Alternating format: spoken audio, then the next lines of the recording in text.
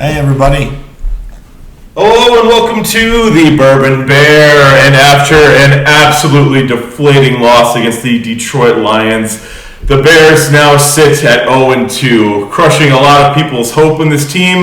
But we want to start with some positive takeaways, which are few and far between, but we got to get to them. Are there any positives? There are a couple, and one thing I want to start with is Rome Odunze. He is establishing himself as a true number one receiver, and that's what we wanted to be when we drafted him at number 9. Yeah. Or was it 9 or 10? I can't remember the time.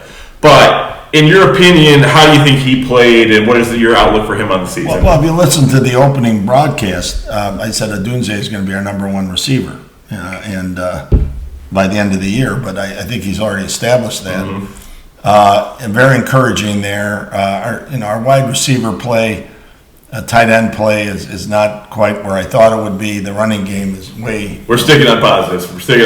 Well, I'm trying to get positives, but, defensively, a lot of injuries. Everybody's working with injuries. I think we need to make a move and quick this weekend. But the positives, Odunze, the offensive line... C, maybe. So maybe that's a positive. So one thing on the offensive line, there was a stat that came out. So in run block win rate, they're currently number 1 in the NFL. Wow. Which I was shocked to hear that. I'm shocked. But we also have the 32nd best rushing attack. Out of 32 teams. Yep. Yeah, that's not good. That doesn't make any sense to me, but bravo to the Drew Dalman signing. I think that was good. Jonah Jackson, I'm still not a fan. I thought he did not play well. He had a horrible game. His all false starts and... Just a really tough start to the season. But that's the only other positive I want to draw out of it, though. Caleb, second half, God, that's the weirdest thing. Second half, he's just not that good. But first half, he looked pretty solid. Well, first drive, he looked First great. drives have been great, which I don't think we had one first drive touchdown last year. No, we didn't. And this year we have 2. We got 2. That's crazy to think about. But we're 0-2. So I think Ben Johnson has a good game plan coming out the gates. But what I am curious or frustrated about is the second half adjustments. Because the second half has already been the bane of this team. It has been. Both games terribly played second halves. You realize that, and I made an error in the original start of the year broadcast when I said they're going to go over 8-5, 8.5. But it's rookie head coaches always have a hard time in the NFL. I should have known that. My fault. I'm not saying rookie quarterbacks. I'm saying rookie coaches. Well, he's not a rookie quarterback anymore, so you can't give Caleb that. No, I'm giving it to the coach. I mean, you got to realize the coach is his rookie year, and he's got some pains that he's going to go through. Well, and that's what I want to turn to Ben Johnson. So now we're done with the positives with us that quick. But the negatives. So Ben Johnson, again, and you could say Dennis Allen too, I don't think, and to your point, maybe it's a growing pain thing, but they cannot adjust to what teams throw at them. They have a strict schedule of what they expect, and if something goes wrong with it, it looks like they just don't know what to do. Well, again, Allen's been around. And he was the head coach of the Saints. For a long time, and he was defensive coordinator for many years. And again, I think he's going to get – I see the positives. I think they'll save the season. 9-8, still feasible. Playoffs – I think it's 16% of the teams that go 0-2 make the playoffs, and that's not a good stat. So there are some positives. We got to get Williams' confidence up. We need to get a running game desperately, and we need some healthy guys on defense. I mean, our best defensive player is already rolled out. Is rolled out, and our linebackers rolled out again, and we get so positive and defensively, and then we go 2 steps back, one step forward. Well, the one thing I'll say, I mean, obviously 52 points is unacceptable in the NFL. Week 1, they had a pick 6. They held Minnesota to 24 points. I mean, it was a good effort. I thought it was fine. And when we had Jalen back in the first half, not saying it was a perfect defensive first half, but when he went down, all the wheels came off that game. Yeah. So that's my concern, is that we don't have depth at defense.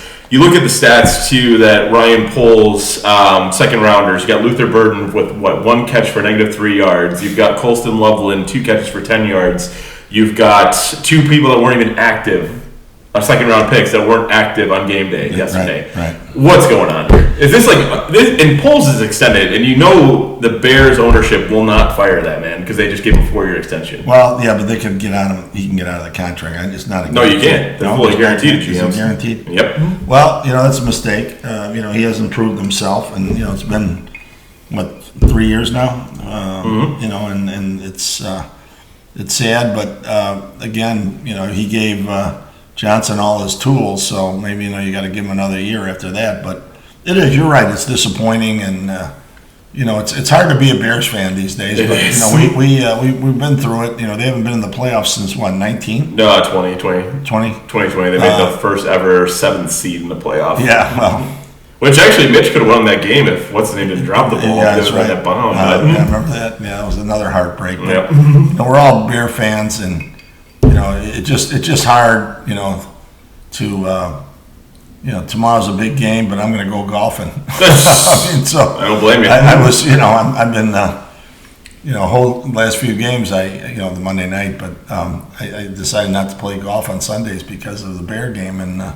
It's already backing off of it. It's already backing out a little bit. Well, it's a 325 game. Yeah, it's a 325, right? So we got a little time. Yeah, we can get that in. But, so we turn back to the defense here really quickly. They made some great Grady Jarrett ad. They made, a couple small ads, Dio Adengbo, all that stuff. Adengbo played fairly good. Played good in the first game, not much in the second game in the box score. But what do you think, especially playing Dallas this week? Let's just actually go right into Dallas. How is that defense going to perform against, I wouldn't say explosive Dallas offense, but they did put up 40 points last week. Yeah, they did. And, Prescott's still, I think, a top 10 quarterback. I do. Really? Yeah, I do. His ability to run and throw, and I think he's, he's a veteran now and signed a nice contract. But, again, Dallas has got some good offensive tools. Now, they defensively, they're very weak, and, we need to put up some points. We need to have turnovers. We don't need to have penalties, which have been killing us the last few games. So the penalty thing, I think, is something that'll come with time. That'll improve. I think it's the offense isn't comfortable in its skin right now, but I think that's something that can actually change. What can't change though is the fact that you're going to go against CeeDee Lamb and George Pickens tomorrow, and I can't even believe this, but Dallas' running back, who I thought was a joke, is now actually doing very well. And I'm like, oh my God. But the offense at least needs to get some consistency this week.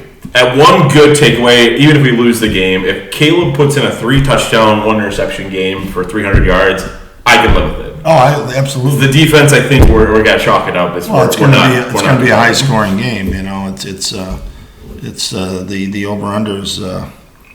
50.5, which is very high, but I still kind of like the over, although it's not one of my Bondo's bets. But I think that, and it did flip-flop. I mean, originally the Bears were favorite, and then now Dallas is a slight favorite. So I can't believe Bears are ever a favorite in that game. That's early on the Vegas line had them at 1, and now they're +1. But and Vegas knows. And Vegas knows. I mean, it really does. I mean, it's amazing how these guys especially with over/unders, how they get within a half a point. So, and this kind of leads into my next question though about the offense as a whole. You've got a lot of concerns where there's too many mouths to feed for Caleb. And it's almost kind of showed because Rome's getting a lot of the attention. DJ Moore, I don't know what's going on with DJ, but he's just not. I mean, obviously, week 1 he had that way overthrown ball that should have been a touchdown. Do you think Rome is going to kind of steal the limelight from everybody else at this point? Well, DJ Moore is a professional. I hope. He's been around a long time, and he's still a wonderful receiver. And the tight end situation. I think you're going to see a lot more of that in the Dallas game because, everybody's been, talking about how he utilizes the tight ends. And are we talking about Ben Johnson, or who are we talking about? Or Caleb? No, the tight ends on the Bears. I'm talking about Cole and Loveland. Yeah, I think they're going to. I think they're really going to utilize the tight ends this week, especially against that weaker Dallas defense. Well, especially because Parsons isn't there, so they're not going to chip much. I'm assuming. No, and if you notice, Komet, you talk about a positive. That guy blocks his heart out. Yeah. Not because he's a Vider guy. Vider guys. But he is a tremendous. He's a tremendous as we got fans waving at us. Who is that? I think it's Moser, actually. And we're doing. We have our fans out walking, looking up through our window over here, giving us the thumbs up with our picks. It's awesome. So if you're ever down on Dutton and Oakton, come on by and we'll buy you a bourbon. But again, I think the tight ends will be utilized. I think the Dale's defense is very suspect. They're 1-1. They could have been 2-0. They got a little luck, but we're 0-2, and I think positively the season's not over.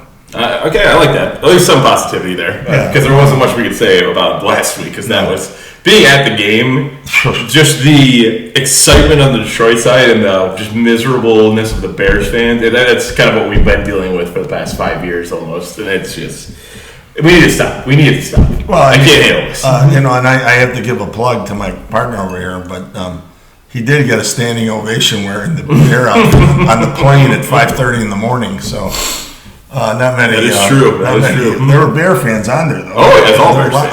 All Bear fans. But it's amazing that you didn't get in a fight once, but in Detroit, trust me, some people were trying to, but you got to respect the Bear costume. Yeah, there you go. But it's again a situation where we need to pull something out at home. Nationally televised game, which I can't believe. Mm-hmm. We've had 2 of them in 3 weeks. But we got to be positive. I still think 8.5 is attainable. I think they just need some luck. They need some turnaround luck. So one thing I'll say back to the defense really quick. So week 1, when you hold Justin Jefferson to 44 yards and 1 touchdown, if you told me that before the game, I think I said it earlier or last week, that you think you win the game at that point. The problem I'm starting to see is the run defense is just not anywhere near it needs to be. No, it's been shaky. It's been I don't even know invisible. What can we do to improve this? Because whenever they run a blitz, I noticed this in the game in Detroit, they just kind of run into linemen. There's nothing creative with stints and twists, anything like that. No, it just run right into a lineman. Well, you've observed a little more than I have there, but it just doesn't seem like we're getting the attack that we need to.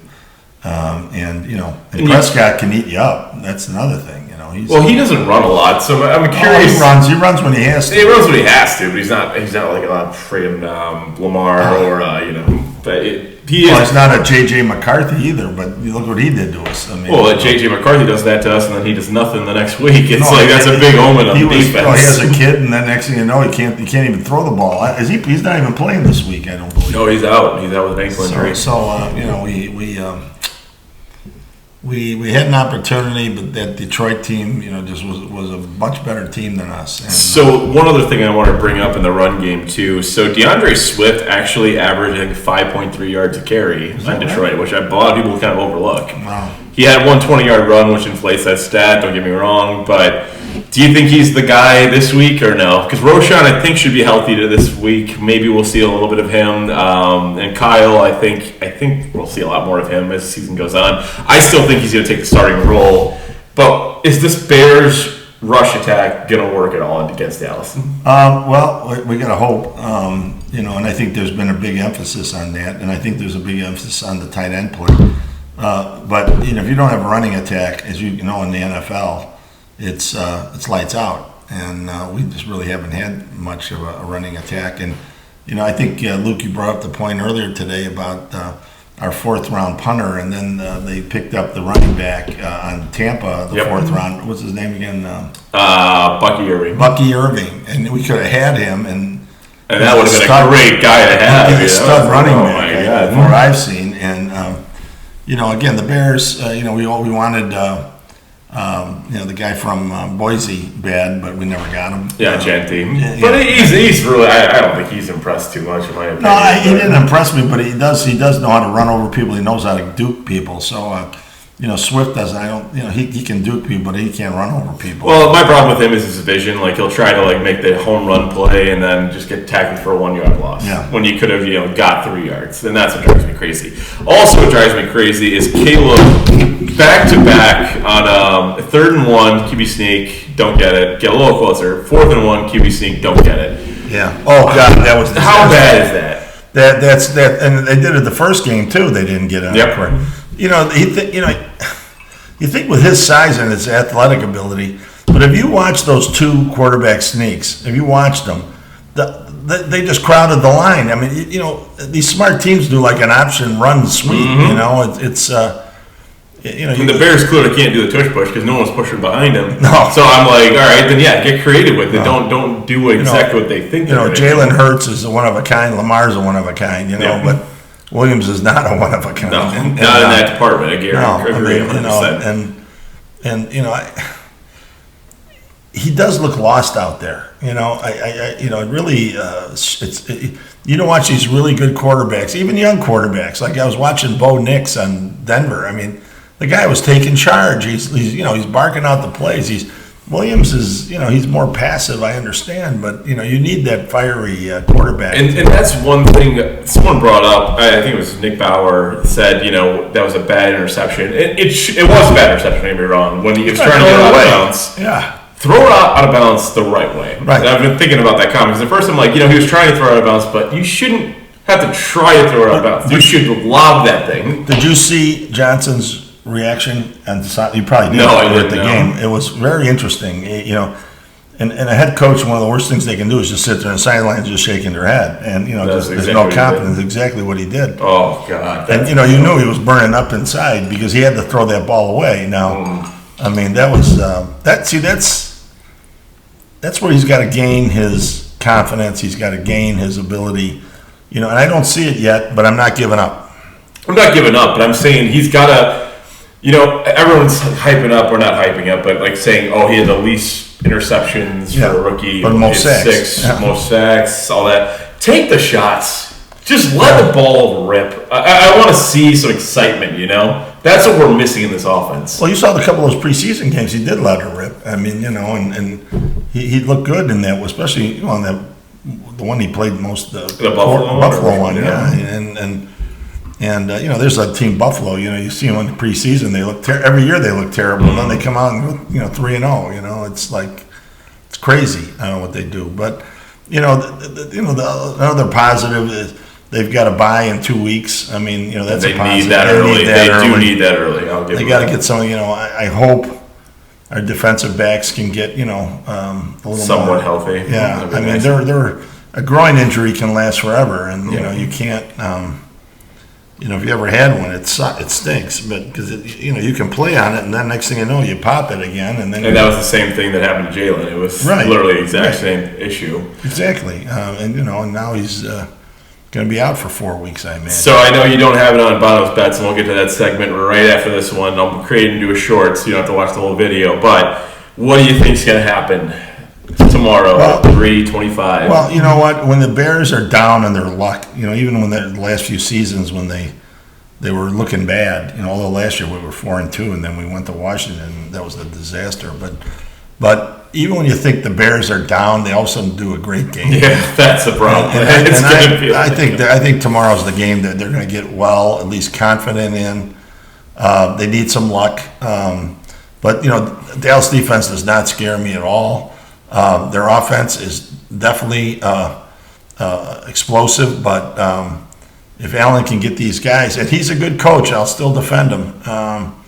I think we can pull off a win. It's not one of my best bets, but I think it'll be a high-scoring game, and the Bears win. So the one thing I'll say is you had the Ben Johnson, a lot of hate in Detroit being at the game for Ben Johnson. Oh, really? It was a lot of people saying F Ben Johnson, which I was shocked by. I was like, I thought you guys like this guy. Jesus, I thought we're going against Eberflus, though.